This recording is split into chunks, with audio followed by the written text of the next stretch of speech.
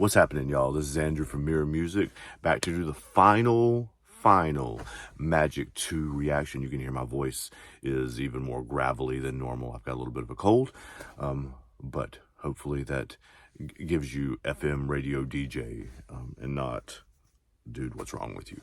So anyway, we got one more song to do. I've put off, like I said in the previous video, I put off doing the songs on Magic 2 with features until the very end.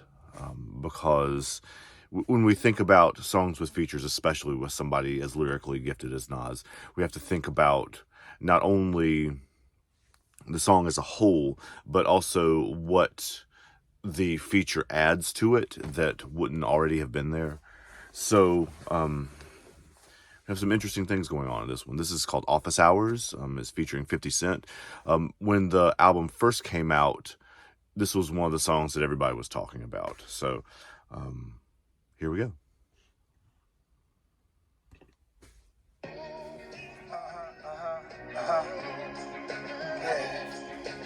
It's an R&B sample too.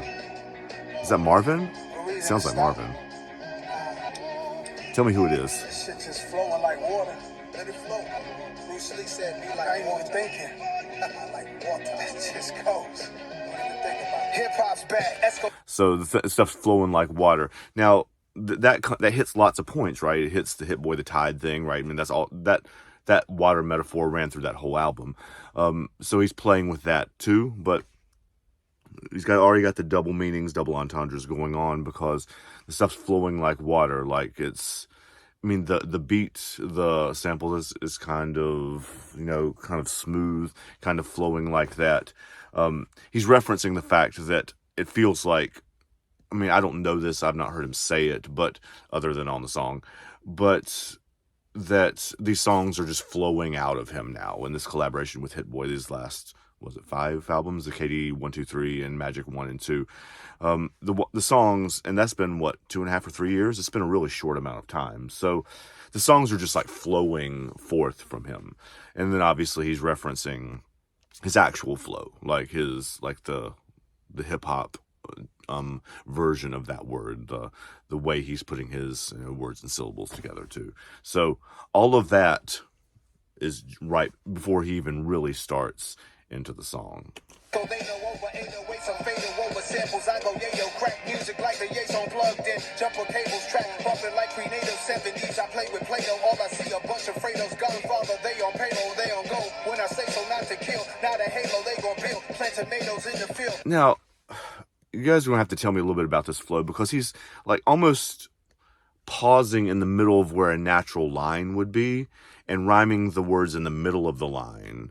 Like rhyming tomato and Fredo, and like he's rhyming obviously beautifully, but it seems like he's almost rhyming in the middle of the lines instead of at the ends, or breaking the lines in a strange place. In poetry terms, like English teacher poetry terms, that's called enjambed lines, which are lines that kind of go over the end of the line and rhyme in the middle, essentially, or have the natural end of the bar or the line happen in the middle of the line instead of like the punctuation, the commas, the periods, whatever. Line breaks happen, or the end of the phrase happen in the middle of the line. And that's not really what's happening here, but it kind of has that feel to it. It's disjointed is not the word because that feels like an insult, and I don't mean it as an insult. It is jarring you out of the listener, out of like the normal rhythm of how you would hear a line. Now those ain't no white truck negotiator on the phone, talking paper office hours all day. I'm from the hood that started the year. Go and check it, do your research. I started the surge, that big necklace shit. After the 80s, after I killed, I resurrected it. So he's talking about his bona fides again here, right? He's talked about that obviously on many of these songs, but he's talking about this particular time, he's talking about the big necklaces, him resurrecting it, where it had, I guess, gone out of fashion, right? I mean, you guys help me with that. I'm not a hip-hop historian. I'm just telling you what I hear. That it had kind of gone out. What he seems to be saying is it had gone out of fashion after Rakim, and he brought it back. So Yeah. Chest is lit, freezing, I'm polar vortexing it. Now they quiz me, am I gonna step from the business? A lot of feelings in this game, like I just left the dentist without a number needle. A lot of fillings. That's a double one too. He's playing with fillings like teeth fillings and feelings like your emotions, right? A lot of feelings in this game like you're at the dentist. He's playing with feelings and feelings that people are. I guess he's playing with the idea that people are upset that he's on this run, or he's upset that he's who he is, upset at him for being as good as he is, maybe. Anyway, help me out with that too. Feed the people 'cause I love the people. 2 series at once, yeah, let's run the sequel. If I really Yeah, there's the 2 series at once, the Magic ones and the KD ones. He's running the sequel. Here's the sequel, and that fits in the. Like Coop has talked on his other pieces too about, and I did too at the beginning of when I talked about the first couple of Motion and Slow It Down, that this album feels like a more cohesive thing too. Not that the others aren't, but this.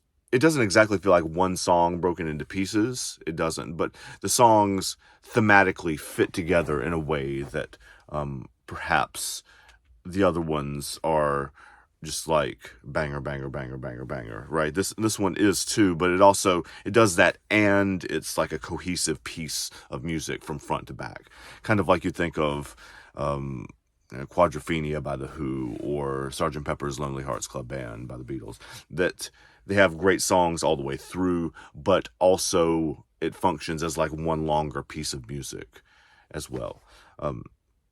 So he's talking about one of the first things I thought when I saw the title of the song is like, how does Office Hours fit with magic, right? But he's talking about coming into the studio as kind of his office hours, and this song is kind of his office hours. He's because office hours in the college sense, which is usually where you would hear that phrase, is where an individual student would come to the professor to have something explained to them that they didn't really understand in class. And obviously in this metaphor that NAS is the professor. I don't know if he means 50 as like the student. They're both Queens people, obviously. He says this is some Queen shit later, right? But so it's kind of a student-master relationship, and you see that also with the Nas and 21 Savage song at the very end too, where he's thinking of office hours as he's inviting the wider culture, I guess, other MCs into his office so he can, I don't want to say school them, because school them in this world means a little something different, right? Like it means you can, like, you're showing them how dumb they are, and I don't think that's what he's doing, but he is like educating them, right? So it's a fun metaphor he's working with. Gotta dumb it down for some of y'all. That's that Magic and KD at the same time. This ain't a dumb it down. So he's explaining it right there. Jeff Daniels, Jim Carrey's my mans. But here's the plan. Multitasker. I don't need an OG pass. See, my trajectory is everlasting. Like Curtis. Oh, like he drops 50 Cent's real name in there too. But I don't need an OG pass. What does he say? Something's everlasting. Hold on, let me go back. My trajectory is everlasting. So it's, we're talking about physics, right? And he's doing the professor thing, right? Trajectory normally goes up and over and down, right? That's the normal because of gravity. That's how, or age or whatever, it goes down. But he's arguing, and he's correct, that his trajectory is just going up and up and up and up and up and not ever coming down. Like Curtis Jackson, hit 105 and did a crazy tirade. I'm surprised that I acted that way. A baby Mac 10 on my yak shit. My heart in the cold, don't get confused and used. I'll let them body your soul.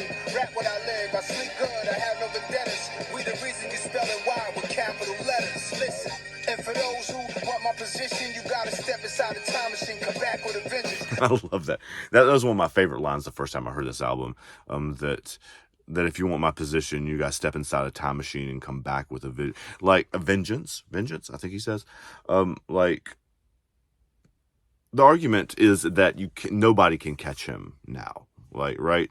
It's not possible. You would have to have gone back in time and started when he was also younger and catch him then, because he's so far out ahead of the field now that he can't. Nobody can touch him. You should go study my analytics. I shout at people on verses that ain't deserve it. When it's turf shit, I stand on business. Shout to the ones to whom I gave passes. Could have been a lot of graves full of caskets. Damn, I'm a good guy. I love that. There could have been a lot of graves full of caskets, but I'm a good guy. Like, he is, and he says that on the previous lines too. Like, he shouted at a lot of people who didn't deserve it. That he could have ended a lot of people's careers, not just a couple. And that he let a lot of people slide that maybe he shouldn't have. And it's no, in the rap game, obviously. So it's now he is the senior professor talking to you and on his office hours and giving you a little education, right? For that, I think I'm blessed more. All these Fredos could have been added to the death score. Every second line dancing on St. Charles Street. New Orleans band was jamming, playing a raw beat. They gon' miss him sad. They say they stopped his heart. It's interesting that he's talking about St. Charles Street. This is New Orleans, and talking about the New Orleans and the jazz bands and stuff. A couple things. Obviously, his dad was a jazz musician too, but he talks about. Hold on, what is it exactly? Something about a raw beat. Every second line dancing on St. Charles Street. New Orleans band was jamming, playing a raw beat. The band was jamming, playing a raw beat. Like, when he's saying that, the beat, actual drum beat, drops out too. So he's even playing with the meaning of his words and what the music is doing behind him, which is super cool. They gon' miss him sad. They say they stopped his heartbeat, like his arteries clogged for feasting on some hard meat. That line, man. Oh my god. Stick 'em, get 'em, book 'em, Okay, here's 50. Took 'em, black and wasn't looking, headshot, drill shit up the pole, pill shit 40 Glock, kill switch run, bitches still hit, rat pack. So I'm not as familiar with 50's work other than, like, In the Club and like the famous songs, but his flow is definitely very different. Like, the way, because it's the same beat as as Nas's first two verses, but the way he's attacking it is so different. And I love that, because you always want to have some dynamics in a song, right? Some differences, some changes in the way you hear the same thing.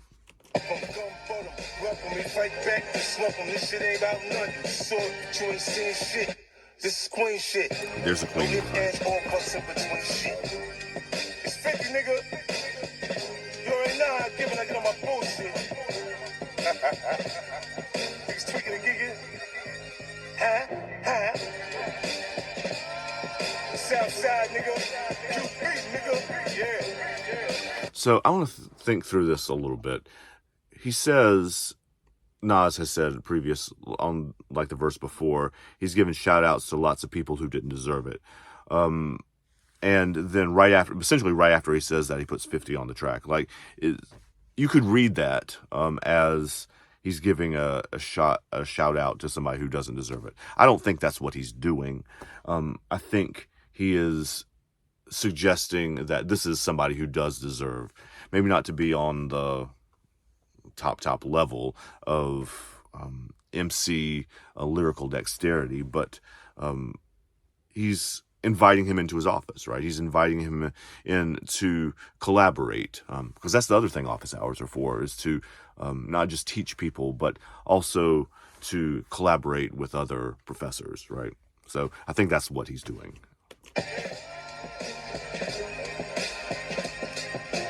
So what we gonna do? Where Jungle at? What we gonna do? We standing here, we going out.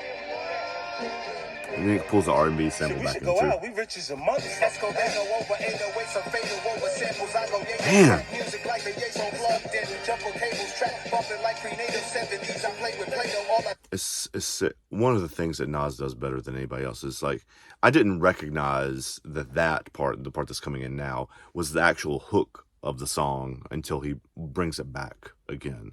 And it's obvious the second time, but the lyrical dexterity in there, I mean, I don't want to be be condescending. I want to make sure people understand what I mean by that. The way he puts words together in so many different ways, so many sounds echo each other in the words, and it's just it's like water, like he says at the very beginning, right? He is able to do things that not anybody else can do. I see a bunch of Fredos. All I see a bunch of Fredos. All I see a bunch of Fredos. All I see is a bunch of Fredos. Hey, yo, Phil, I might put my next album out on G Unit. You let them slap you around out here? You can't let them slap you around out here. It's bad for the family. They put a hand on you.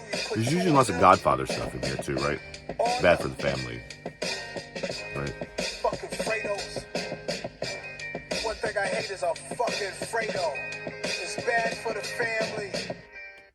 All right, so coming full circle, let's listen, guys. I'm not a hip hop scholar. I'm also not a Godfather scholar. I mean, I know Fredo Corleone was like the guy who betrayed the family, right? So, which is what he's talking about, people who betrayed the family.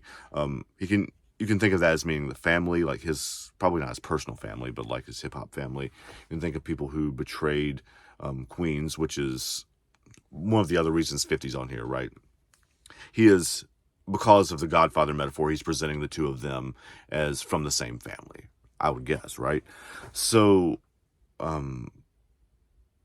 in that way, he's sort of inviting 50 into that circle and making him a professor as well. So the two of them now are schooling everybody too. I have to admit, guys, that the first time I heard the song, I didn't get it. Like, it was one of my least favorite songs. I loved them all the songs on the record, but like this one was not one that like connected with me particularly.